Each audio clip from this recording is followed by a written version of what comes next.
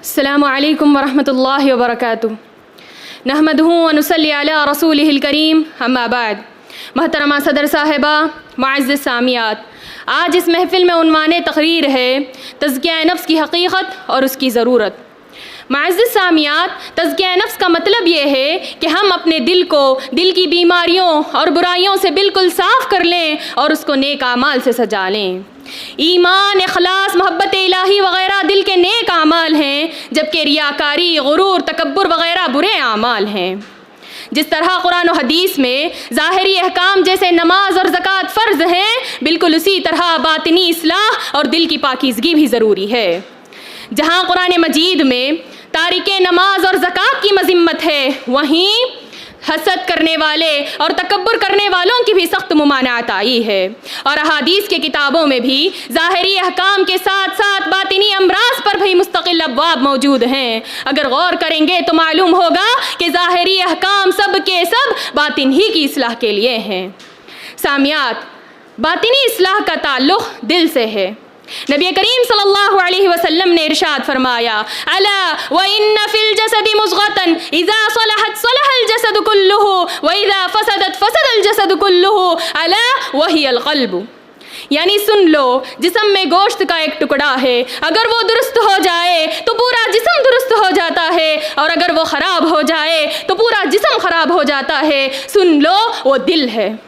اس حدیث سے بات ثابت ہوتی ہے کہ دل بادشاہ کی حیثیت رکھتا ہے اور اعضاء اس کے لشکر یا غلام ہیں۔ اگر بادشاہ صحیح ہو جائے تو باشندے خود بخود اس کی مطابقت کرنے لگیں گے۔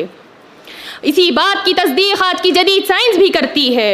ایک ریسرچ نے ثابت کیا کہ دل میں دماغ کی طرح 40,000 نیورونز پائے جاتے ہیں۔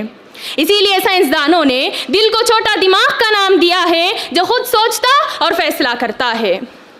تو سامعات، تزکیہ کا طریقہ کیا ہے؟ تزکیہ صرف اور صرف وحی کے تابع ہونے کا نام ہے۔ بعض لوگ تصوف کے نام پر دنیا سے بالکل کٹ جانے، شادیاں نہ کرنے، اچھا کھانا پینا چھوڑ دینے اور جنگلوں میں بیٹھ جانے کو کمال سمجھتے ہیں، لیکن اسلام کا تزکیہ رہبانیت کا نام نہیں ہے، بلکہ دنیا کے تمام حقوق ادا کرتے ہوئے دل کو اللہ کی یاد میں لگا رکھنا اصل تزکیہ ہے۔ نفس کو بھوکا مارنا کمال نہیں، بلکہ نفس کو حلال کے دائرے میں رکھنا کمال ہے۔ سامعات، اب سوال یہ پیدا ہوتا ہے کہ تزکیہ نفس کی ضرورت کیوں ہے؟ تو سامعات، اس کی بنیادی ضرورت اس لیے ہے کہ اس کے بغیر انسان کبھی کامیاب نہیں ہو سکتا۔ اللہ تعالیٰ نے قرآن مجید میں کامیابی کا واحد معیار یہی قرار دیا، قد افلح من زکاہا، یقیناً کامیاب ہو گیا وہ شخص جس نے اپنے نفس کو پاک کر لیا۔ اور انبیاء کی بعثت کا بنیادی مقصد ہی باطن کو سنوارنا تھا۔ اور سامعات، اگر ہم اپنے انفرادی زندگی میں نظر ڈالیں تو آج کے اس ڈیجیٹل دور میں تنہائی کے گناہ بہت زیادہ بڑھ چکے ہیں۔ جب انسان اکیلا بند کمرے میں اکیلا ہوتا ہے، انٹرنیٹ کا سمندر اس کے سامنے ہوتا ہے، تو اس وقت گناہ سے اس کو دنیا کی کوئی بھی طاقت یا دنیا کا کوئی بھی ظاہری قانون اسے نہیں روک سکتی۔ اگر وہاں کوئی چیز اسے گناہوں کے دلدل میں گرنے سے بچا سکتی ہے تو وہ صرف اور صرف تزکیہ نفس کا باطنی فلٹر اور خوف خدا ہے۔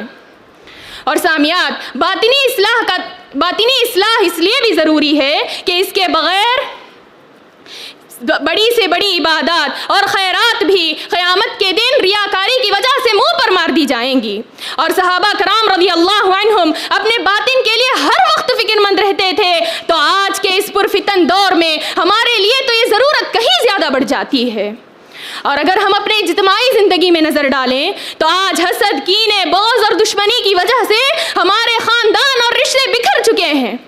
یاد رکھ لیں، جب تک دلوں کا تزکیہ نہیں ہوگا تب تک معاشرے میں حقیقی امن و سکون قائم ہونا ناممکن ہے۔